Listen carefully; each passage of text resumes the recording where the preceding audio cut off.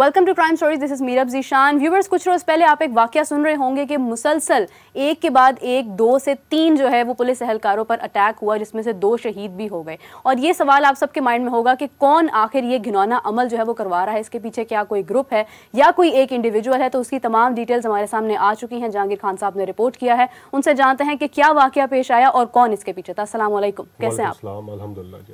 जहांगीर साहब, एग्जैक्टली कोई क्यों इस हद तक जाएगा? कभी ऐसा हुआ नहीं है कि पुलिस को कोई टारगेट करे। कौन ये मास्टरमाइंड है? बिस्मिल्लाहिर्रहमानिर्रहीम। सबसे पहले मैं इसके मास्टरमाइंड या टारगेट किलर की तफसीलात बताने से पहले ये बताना ज़रूरी समझता हूँ कि ये वाक़यात रिपोर्ट कब होना शुरू हुए और इन वाक़यात के कॉन्सिक्वेंसेस क्या थे। तो ये वाक़यात पिछले 7 दिनों के अंदर लाहौर के शुमाली इलाके और जो मशरकी एरिया है वहाँ पर रिपोर्ट होना शुरू हुए। पैदर पे 3 वारदातें रिपोर्ट हुई, जिनमें एक कांस्टेबल जो है वो शदीद जख्मी हुआ, जबकि एक सब इंस्पेक्टर को शहीद किया गया। फिर सब इंस्पेक्टर के 2 दिन के बाद जो है एक और कांस्टेबल को अंदरून शहर में टारगेट किया गया और कांस्टेबल भी शहीद हो गया। तो ये 3 वाक़यात लाहौर में रिपोर्ट हुए और मैंने अपने कैरियर में पुलिस को टारगेट किलिंग की जद में आते या पुलिस पर टारगेटेड हमले होते आज तक ना देखे हैं ना रिपोर्ट किए हैं। लेकिन ये मेरे करियर में तो तकरीबन ये पहला वाक़या है कि जिसमें पुलिस जो है उसको टारगेट किया जा रहा था और एक खौफ की फिजा थी। सिर्फ पुलिस को, और सिर्फ पुलिस थी। यूनिफॉर्म पर्सन जो है जिसने पुलिस का यूनिफॉर्म पहना होता था उसको टारगेट किया जाता था और टारगेट भी उसको किया जाता था जिसके पास वेपन नहीं होता था। यानी जो टारगेट है वो अपनी ड्यूटी खत्म करके घर जाता हुआ टारगेट होता था, निशाना बनाया जाता था। और वैसे अमूमी तौर पर वेपन तो होता ही है अगर घर भी जा रहे हैं। नहीं, जब ड्यूटी ऑफ हो गई तो कांस्टेबल्स अपना असलहा जो उन्होंने लिया है वो वापस जमा करवाते हैं और उसके बाद घर जाते हैं। अच्छा। जाती असलहा अगर किसी ने रखा हो तो वो एक अलग बात है। तो सब इंस्पेक्टर मोहम्मद अरशद को कत्ल किया गया, कांस्टेबल गुलाम रसूल को कत्ल किया गया और एक कांस्टेबल मोहम्मद अली वो फायरिंग की जद में आकर शदीद जख्मी हुआ था। तो इस पर पूरे लाहौर की ना सिर्फ पुलिस तफ्तीश कर रही थी बल्कि काउंटर टेररिज्म डिपार्टमेंट और मुख्तलिफ हसास इदारे भी मुख्तलिफ टीम्स तश्कील देकर इस टारगेट किलर की तलाश में थे।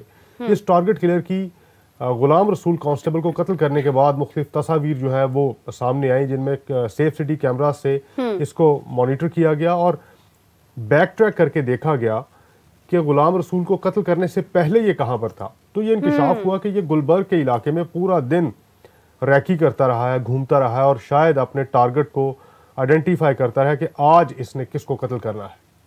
तो इसने पर्पल कलर की एक शर्ट पहनी थी, जामनी रंग की एक हाफ स्लीव शर्ट पहनी हुई थी, हेलमेट पहना हुआ था और मोटरसाइकिल पर ये सवार था। अच्छा, सोशल मीडिया पर कुछ तस्वीरें वायरल हैं कि ये है वो मुलजिम, वो फेक है। सोशल मीडिया पर फेक पिक्चर्स भी बहुत वायरल हुई और बेगुनाह लोगों को भी एक टारगेट किलर के तौर पर रिप्रेजेंट करने की कोशिश की गई है। तो इससे तो वैसे इज्तनाब करना चाहिए। तो हम असल जो किरदार है इसका उसकी तरफ आ रहे हैं कि पर्पल रंग की शर्ट थी, हेलमेट पहना हुआ था, मोटरसाइकिल CD70 इसके पास थी, पेन कैमरा उसने अपने साथ लगाया हुआ था और ये ऐसा टारगेट किलर था जो कि कत्ल करने के बाद अपने जो विक्टिम है इसका, जो इसका शिकार होने वाला शख्स है, पुलिस ऑफिशियल है, कोई कांस्टेबल है, उसकी तस्वीर लेकर अपने जो आका हैं उनको भी भिजवाता था। तो इस बात का जिक्र गुलाम रसूल के कत्ल का जो मुकदमा दर्ज किया गया उसमें भी किया गया कि अपने आकाओं के हुक्म की तामील के लिए इस टारगेट किलर ने, शूटर ने कांस्टेबल को कत्ल किया और दहशतगर्दी की दफात उसमें लगाई गई। बिलाखिर जो कानून नाफिज करने वाले इदारे हैं, अब आप सोचें कि इतने खौफ की फिजा में उन्होंने तरजीह दी कि फिल फौर किसी तरह से इस टारगेट किलर को ट्रेस किया जाए। बिल्कुल सही। तो पाकिस्तान की कौमी सलामती के इदारों ने, हसास इदारों ने सबसे पहले ये कार्रवाई की और बिलाखिर उस मकाम तक पहुंच के बैक ट्रैक करते हुए फुटेजेस को जहां से ये शख्स निकलता था। तो ये डिफेंस के करीब एक छोटी सी सोसाइटी है, अल-फलाह टाउन उसको कहते हैं, उसके करीब इस शख्स का ठिकाना था। अच्छा। वहां पर ये रूपोश हो जाता था, वहां से ये रोज निकलता था, अपने शिकार को ढूंढता था और मुकम्मल उसकी आधा घंटा 1 घंटा लगाकर उसकी रैकी करके उसको टारगेट किया जाता था। जब वहां पर पहुंची जो सिक्योरिटी इदारों की टीम्स, तो घर के अंदर मोटरसाइकिल खड़ी पाएगी जो कि टारगेट किलिंग के लिए इस्तेमाल होती थी, उसी नंबर के साथ, उसी नंबर प्लेट के साथ। और इस नंबर प्लेट से याद है कि ये हर वारदात में बाइक की नंबर प्लेट चेंज करता था ताकि इसका कोई सुराग ना मिल सके। लेकिन चूंकि एक ना एक दिन ऐसा होता है जब मुजरिम की पकड़ होती है, पकड़ हो जाती है, और कोई ना कोई सुराग जो है वो हर मुजरिम अपना सुराग, अपना ट्रेस जब कुआ पर छोड़ कर जाता है।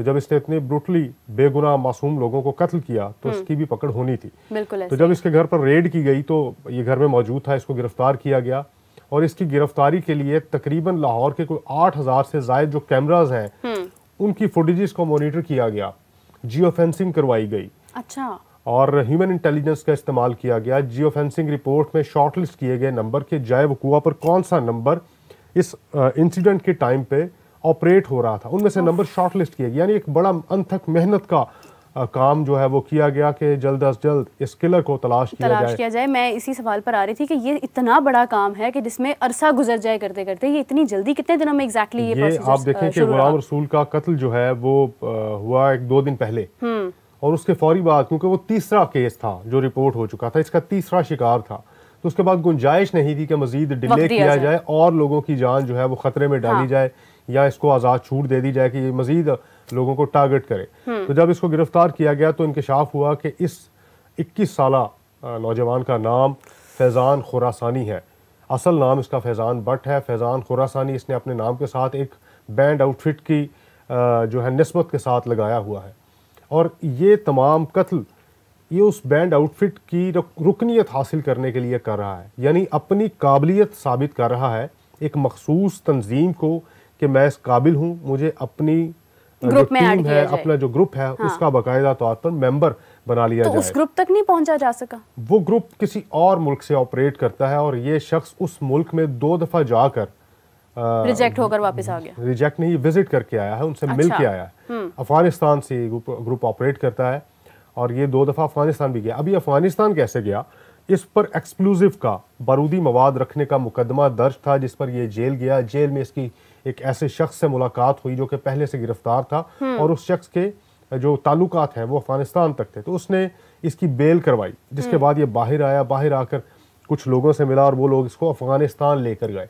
2 दफा जाके मिल के आया, ट्रेनिंग ली और ये बात उनसे कह के आया कि मुझे अपने ग्रुप का हिस्सा बनाया जाए, लेकिन उस कलदम तंजीम के लोगों ने शर्त रखी कि पहले अपना आप साबित करो।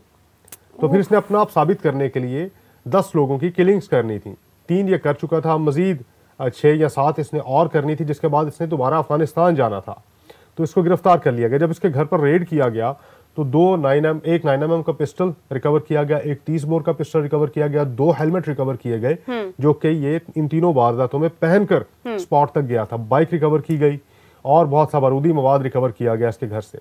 इसके भाई को भी हिरासत में लिया गया, इसके वालिद को भी हिरासत में लिया गया और इसके साथ करीबी राब्ते में रहने वाले जो लोग हैं उनकी निशानदेही भी कर ली गई।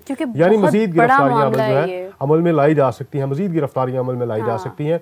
इसने पुलिस कस्टडी में या during the course of investigation एतराफ़ जुर्म भी कर लिया है और बताया है कि ये तमाम तर टारगेट किलिंग्स इसी ने की हैं और मजीद 6 लोगों को या 7 लोगों को इसने टारगेट करना था। तो कितनी रकम जो है वो इसको इस टारगेट किलिंग के लिए फराहम की गई उसके बारे में भी इसने एक्सप्लेन किया। अभी इससे मजीद तफ्तीश जारी है। और कोई खास रकम भी लेता रहा? ऑब्वियसली इसको फंडिंग होगी ना, विदाउट फंडिंग तो ऐसा नहीं कर सकता ये। तो अभी मजीद तफ्तीश इससे जारी है और तफ्तीश में हम इंकशाफात की तवक्को भी की जा रही है कि और क्या क्या इसने करना था, क्योंकि जो हसास इदारे हैं, जो तफ्तीशी इदारे हैं, अब उनकी कोशिश ये है कि इसके साथ जो अटैच लोग हैं, जो इस नेटवर्क के जो दीगर कारिंदे हैं, उनको भी जल्द अज जल्द गिरफ्तार किया जाए। तो बेसिकली ये 21 साला लड़का लाहौर का ही रहने वाला था, लेकिन आप देखें कि किस तरह से इसको ट्रैप किया गया और किस तरह से ये एक ऐसी ऑर्गेनाइजेशन के साथ अटैच हो गया जो कि स्टेट ऑफ पाकिस्तान जिसको एक टेररिस्ट ऑर्गेनाइजेशन डिक्लेयर कर चुकी है या खुली जंग है स्टेट ऑफ पाकिस्तान के साथ। तो अभी मुख्तलिफ पहलुओं पर तफ्तीश जारी है, देखते हैं कि मजीद क्या इंकशाफात सामने आते हैं। नाज़रीन, मैं एग्जैक्टली अभी जब जैसे जहांगीर खान साहब बात बता रहे थे, मैं यही सोच रही थी कि जो मूवीज़ हम देखते हैं अक्सर पता नहीं वो इंस्पायर कर जाती हैं या इस तरह की मूवीज़ बननी नहीं चाहिए, लेकिन अगर वो बनती हैं तो वाकई उनका हकीकत से ताल्लुक़ होता है। ये इतना डीप वाक़या है, ये इतनी मतलब एक अफसोसनाक वाक़या है कि मैं सोच रही हूँ कि पाकिस्तान जैसे मुल्क में जहाँ पर हमारे पास हर किस्म की सिक्योरिटी मौजूद है, यहाँ पर हम कई बड़े इवेंट्स करवाते हैं, वहाँ पर इतनी बड़ी जुर्रत की गई है और उसको ऑपरेट किसी और मुल्क से किया जा रहा है और आप देखें कि किस तरह से उस तक पहुँचा जा चुका है। लेकिन यहाँ पर जहाँ जहाँ पर लोगों को रोजी रोटी कमाने की फिक्र है, वहाँ पर कुछ ऐसे ग्रुप्स मौजूद हैं जिनका मकसद ये है, जो अपने आप को साबित करने के लिए किसी की भी जान ले सकते हैं बगैर ये सोचे कि उसका आगे पीछे कौन है। खैर जहांगीर खान साहब, आपका बहुत शुक्रिया, आपने ये स्टोरी, क्योंकि जितने भी लोग हैं इस वक्त पुलिस महकमों से जुड़े हैं या दीगर सिक्योरिटी इदारों से जुड़े हैं, वो यकीनन इस मौजू पर परेशान होंगे कि एग्जैक्टली कौन ये सब कुछ करवा रहा है, और हमारे सामने उसकी सारी अपडेट अभी मौजूद है। मज़ीद इसके ऊपर जो भी अपडेट होगी, चीज़ें सामने आएंगी, हम उनको शेयर करेंगे। अभी के लिए मुझे इजाज़त दीजिए, आपसे मुलाकात होगी नेक्स्ट एपिसोड में, तब तक के लिए अल्लाह हाफ़िज़।